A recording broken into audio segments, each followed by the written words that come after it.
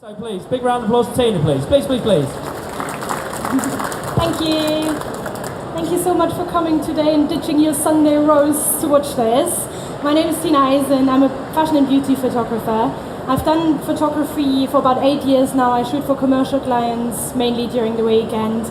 My passion is beauty photography, especially editorial. So I'm going to be talking to you today about how to set up a successful beauty shoot. So from the initial idea to the finished image. So this is going to be our little rundown for the next few minutes. So first of all, I want to make a little point about what beauty photography is, especially in comparison to portrait, just to make that little difference clear. I want to talk about shoot preparation, how I get my ideas, how I brainstorm. I'm going to talk about how I assemble my teams, how I find the right people to make a shoot successful, because it doesn't all lay on my shoulders. There's quite a few people involved in making a picture amazing. A quick bit about execution as well, what equipment I use, what setups I have, and a bit about posing. So that bit is going to be a little bit technical.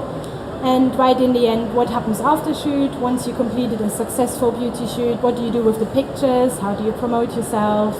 So yeah, strap in. So first of all, what is beauty photography? I would simply put it, beauty is not portrait. Now they're not polar opposites, you're still shooting a human, but the purpose of a beauty shoot is completely different to a portrait. Whereas in a portrait, as the name suggests, you're portraying the subject you have in front of you. So you want to show their character, you want to show their personality. That is not at all the center of attention in a beauty picture. I've put a little example up for you which portrays it quite clear what beauty photography is. Your eye might be drawn in this picture, for example, to the eye makeup. It might be drawn to the dewy skin, to her flying hair. It might be showcasing the work of a makeup artist or the work of a hairstylist. But the one thing that picture is not doing, it's not showing the character of the model. You don't really get any hint on that, so it's definitely not a portrait. It's selling a product or a service. So I always say a portrait stops being a portrait in the moment that any element in the picture becomes more important than the human, like than the person itself. So yeah, that's that. So how do I come up with ideas for a shoot, right? So if you're shooting for a client, that is pretty much done for you. So your client would approach you with a vision, so you don't really have to do so much of that then. So for the purpose of this talk today, I'm going to be talking you through a beauty test where you are in charge of finding the ideas, finding the team. So this is not really client work, right? So how do I find my inspiration? We work in the beauty and fashion industry, so one really obvious source of inspiration would be magazines. So I flick through a lot of fashion magazines, and don't worry if you're not into fashion that much. You don't really have to be. If flicking through a magazine, you get so much, you get an idea on facial expressions and poses, on colors, on trends. The more you look at how something is done right, what industry standards are, the more you will be influenced and the more you can develop like a taste for yourself and just a taste in general. You don't need to be into the fashion, but you look at pictures that are done right and you can, develop a sense of what industries, agencies, clients want to see. So just submerge yourself into that industry. Magazines, as I said, is a simple little way to have a look. And the more you see good stuff, the easier it will be for you as well once you come to image selection after a shoot to know instinctively what you want to choose. So one tool I like to use is called Pinterest. I'm sure a lot of people have heard of Pinterest. It's a website where you can make yourself little boards and just constantly put little ideas into it. So this is an example. These are all not my pictures, but it's things that I saw this week alone and would just save it in Pinterest, because it's stuff that inspires me. I'm not quite sure why yet, but I just save it, just have it and surround yourself with images that inspire you. And at the same time, so I would come up with an idea. I would see something, like say for example, the third picture, I could be like, oh, I would love to do something on fruits. It's just that simple. So I would pick an idea and the next step would be brainstorming. So I give you a little example. A year ago, for example, I came up with the idea I want to do a shoot based around mold with the furry stuff that grows in your fridge. So I just sat for days and nights and just looked at pictures of mold, what colors, what textures, like how it behaves, and just whittled it down to an idea and was thinking about how I could translate that into an actual beauty image. So after a while, I would whittle those boards down to just makeup, just styling, just posing, and it would look like this. This is just a little snippet of what the makeup board would look like in the end. So for example, we have decided the makeup would have to be quite grimy and show that aspect of mold, the dirt, the like sliminess. And with stuff like that, very important. Once you have a little idea and you start assembling your team and you start asking people if they want to get involved, just ask them for their input as well. Like if I make a board, I would always ask, for example, my makeup artist to contribute to the idea, because the people you work with, they are in their industry for a reason. So a makeup artist would know the trends, what is possible to do with skin, colors. So you're a photographer, just concentrate on that and appreciate the input of other people and make it a team effort really. Which brings me to testing. Testing, I do test religiously and all the time, and it's just a really good tool to refine your skill. So the only way for us to improve ourselves is to just constantly do it really. Photography, unfortunately, happens in the moment, so we can't really rehearse a shoot. We just have to practice and become confident with it and become better. So I hear a lot of people say to me, yeah, but I don't want to work for free. So my simple answer to that is, testing is not work. Testing, yeah, get paid for your work, fair enough, I wouldn't work for free either. Testing, on the other hand, is an investment into your future. I wouldn't want to be paid for that. You have so many benefits from testing.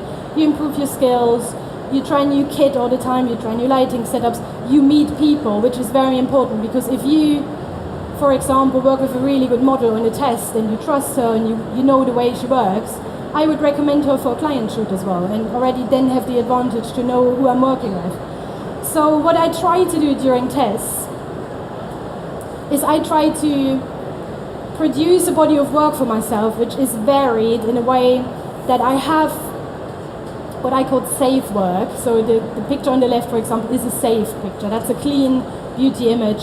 So that's what clients want to see, that's what agencies want to see. So make sure you have some safe stuff in your portfolio, but then on the other hand, have things in there that turn heads, like the stuff that's more brave, that's more unique, like the stuff on the on the right, mixing directions. The stuff on the right is one of, like, for example, one of my most liked images on Instagram, because it's colorful, it jumps out, how did she do that? And that sort of stuff, presented to thousands of people on social media, could potentially attract a client as well. Like, you stand out from the crowd and someone might go, she thinks outside the box, I might hire her for the next job.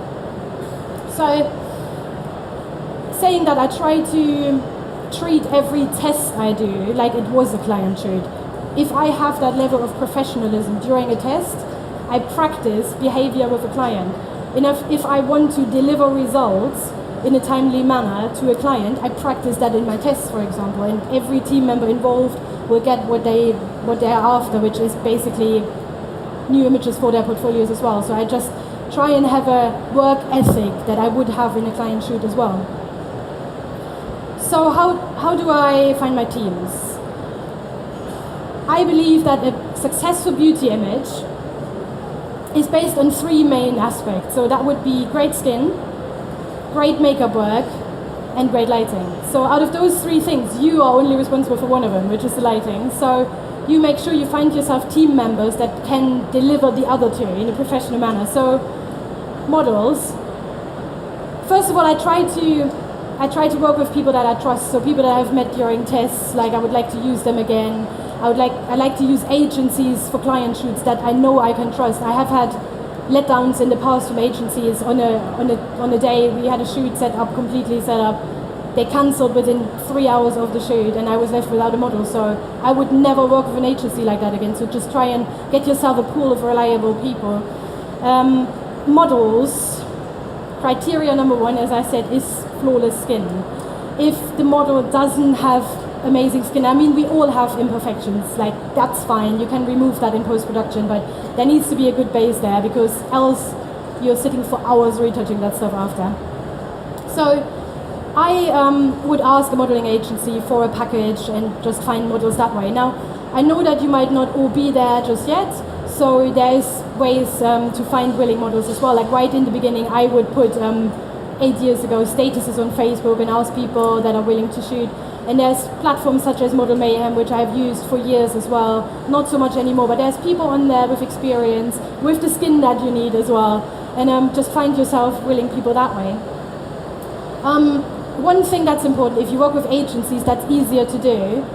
If they send you a portfolio of a model, that might still be deceiving. There might still be a lot of Photoshop in that, so always ask for Polaroid. So that would show the model without makeup on, and that kind of helps you like pick and you know the base you're working with.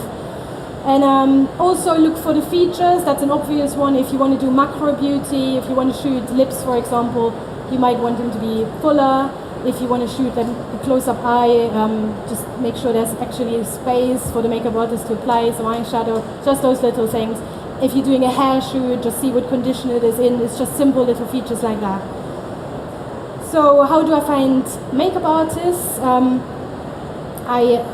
The first criteria to look for is that the makeup artist would have studio experience.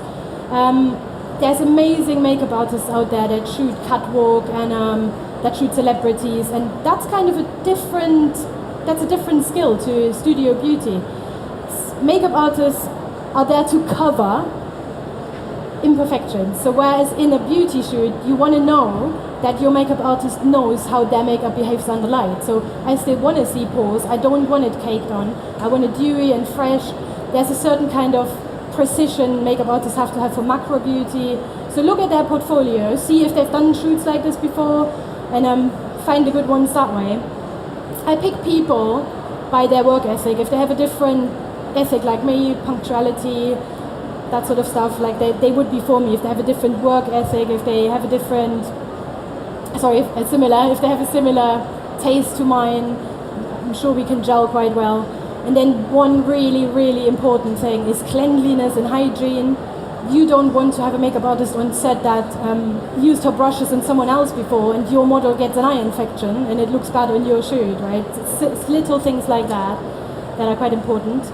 Also, a makeup artist's job should not stop the moment your model steps on set. What I mean with that is, I want to be able to concentrate on framing a picture, on lighting it beautifully. I shouldn't really watch out for stray hairs, for smudged lipstick. The makeup artist should be by your side and be looking at that stuff. The hairstylist should be there watching the hairs, because it takes her a second to flick a strand out of the picture. It takes you half an hour to retouch that. So have people that take care of those little details so you can concentrate on your job. Sorry, I got quite passionate. So next, execution of a shoot. So now you have come up with a lovely idea, you've assembled your team, and it's the day of the shoot. You have to learn to be kind of a good leader, because a photographer is expected to be an art director, to be a coordinator, to be a manager. You just have to pull the team together on the day of the shoot. And what I mean with that, first of all, people have to be punctual, make sure of that. I would always send call sheets out about a week before the shoot, which have the times, the locations, and just sum up what is expected of everyone, so people get a little reminder. They don't have an excuse that they didn't know where it was, and just minimizes letdown a little bit. And also keep an eye during a shoot on speed. If you have a schedule, you want to shoot 6 looks, for example, if your hairstylist takes 2 hours for one look, you might have a problem by the end of the day. So just try and hurry it along a bit, try and keep track of little things like that. Equipment. I'm going to tell you what I'm using. You don't have to use that. It's just a little inspiration. My go-to workhorse is the 5D Mark II, which most of my pictures are shot with. I've used it for years. It's reliable. If I shoot macro, I'd like to use the 5DS, just because it's just that much more detail if you want to crop into a picture. And lenses as well. I would say about 90% of my images are now shot with a 100mm 2.8 macro lens.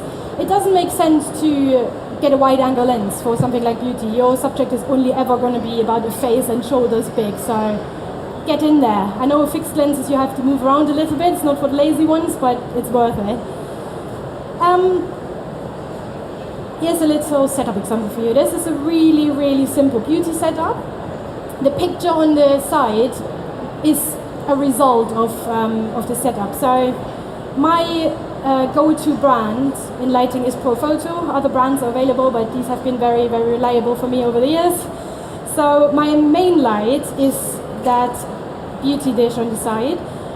It's a white soft light reflector. I have a grid in there as well. I just like my shadows a little bit crisper. You can use it with a grid, without. You can put a sock on if you like it a little bit softer. Personal preference. I have my fill is a small octobox. I didn't have a picture of that, so just imagine that to be an octobox.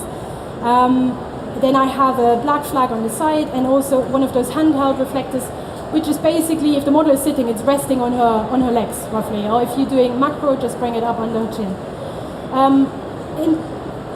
The lights that I just named, you can literally find every single one of them in her eyes. You can see the little catch lights of the beauty dish, of the fill, and of the reflector as well. Sometimes I think a beauty image for me, that's personal, but if there's no light in someone's eyes, it's dead. So I try and have these little catch lights in there, just makes it more lively. I've in the past crept in there with a little phone torch just to get another little reflection in, so just improvise like that as well. There's no shame in that.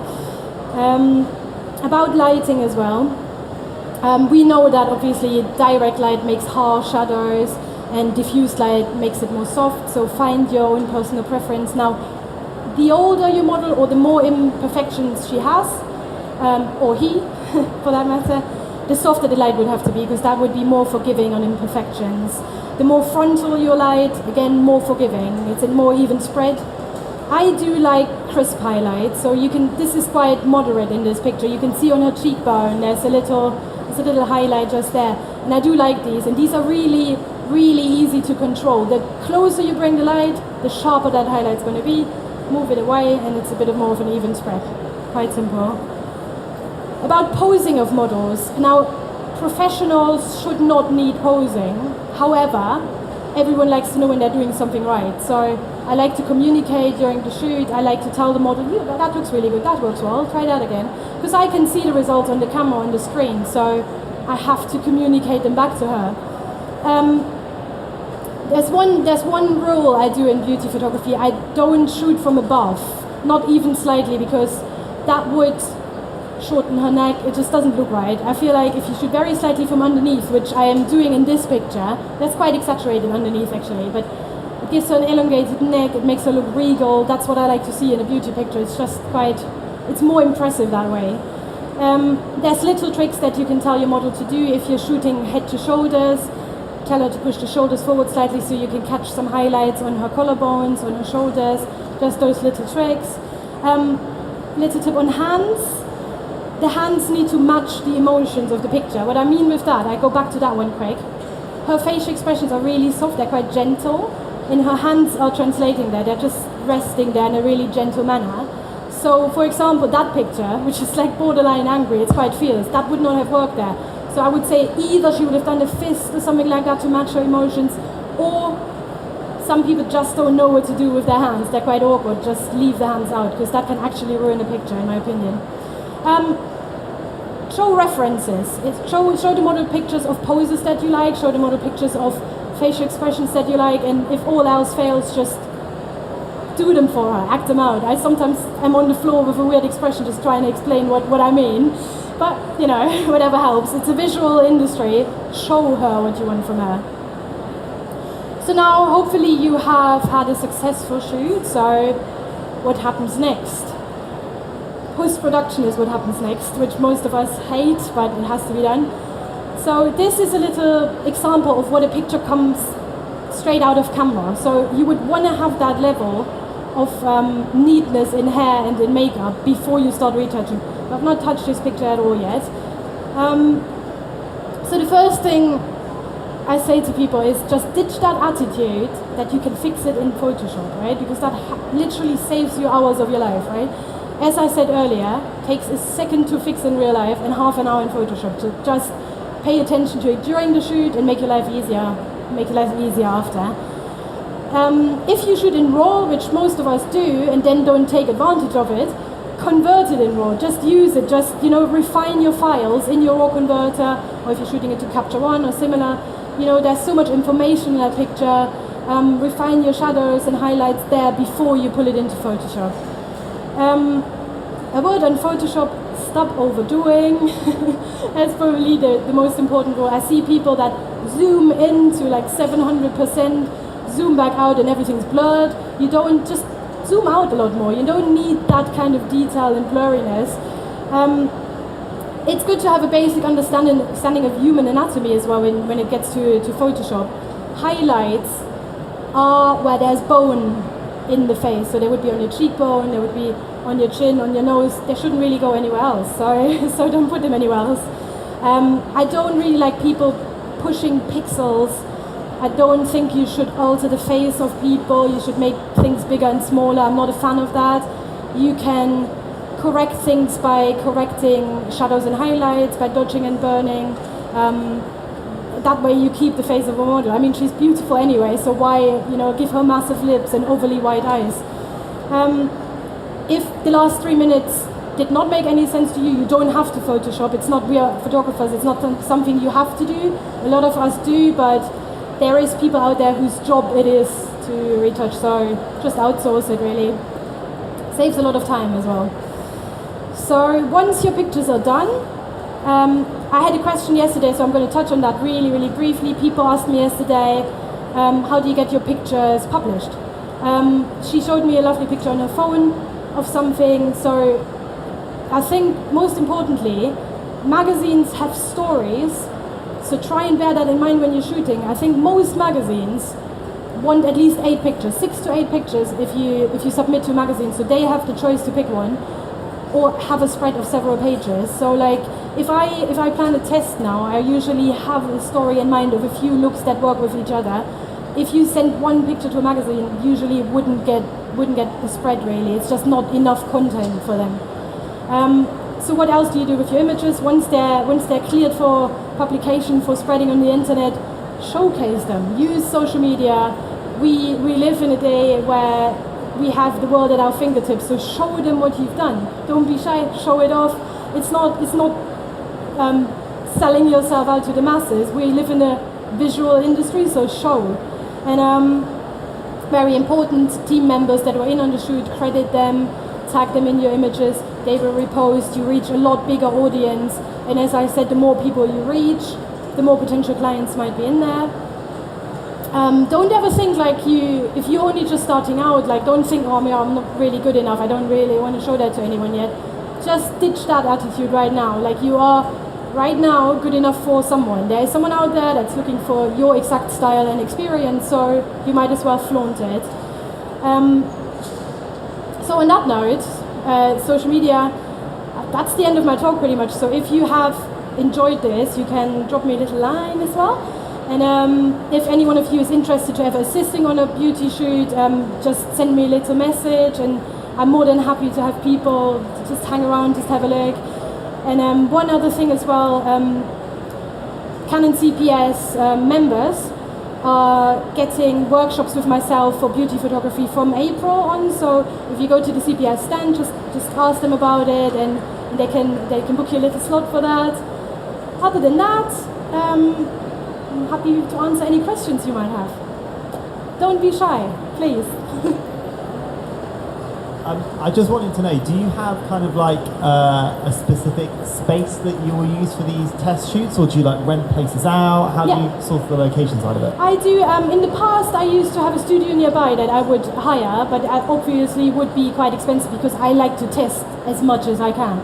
So now I'm doing it in my house. Beauty does not need much space, and there's no shame in that. Most photographers you will ask make a space in their flat for it. So I deliberately kind of picked a space that had high ceilings and a lot of space for the makeup artist. But yeah, like, it's a lot easier to organize. If I have the team together, I then don't need to find studio space as well. So a lot of my pictures are shot in my own house. Not for clients, obviously I wouldn't bring them to my home like where my cat's sitting, but yeah, test I just, I think it's a lot better atmosphere as well. People are sitting around having a coffee, having some food. It's a nice chilled environment, I think, so don't be shy to do it in your house. Anyone else? He's broken the ice now, so. You said that you don't like to over Photoshop. So how long would you spend on one of your images that you know is going to a client for publication? That is a good question. In the past, it would take me a couple of hours, which is quite shameful. But now, cardinal rule, it cannot take more than an hour. I can get a picture done in half an hour now. I've got practice with it. You just get more of a flow and you get more of an eye, what you don't actually need to do. In the past I would sit and just take every single detail out, and now I know it's fine once you have zoomed out. Saying that, if you know that your client is going to print something in massive billboards, you do need to go into more detail. But for something like that, I would actually hire a retoucher, because I just can't sit there for 3 hours. Like those 3 hours you could just spend on getting inspired for your next shoot and just let a professional deal the retouching. Thank you. A big round of applause, please, for Tina. Come on, big round of applause. Come on. Thank you.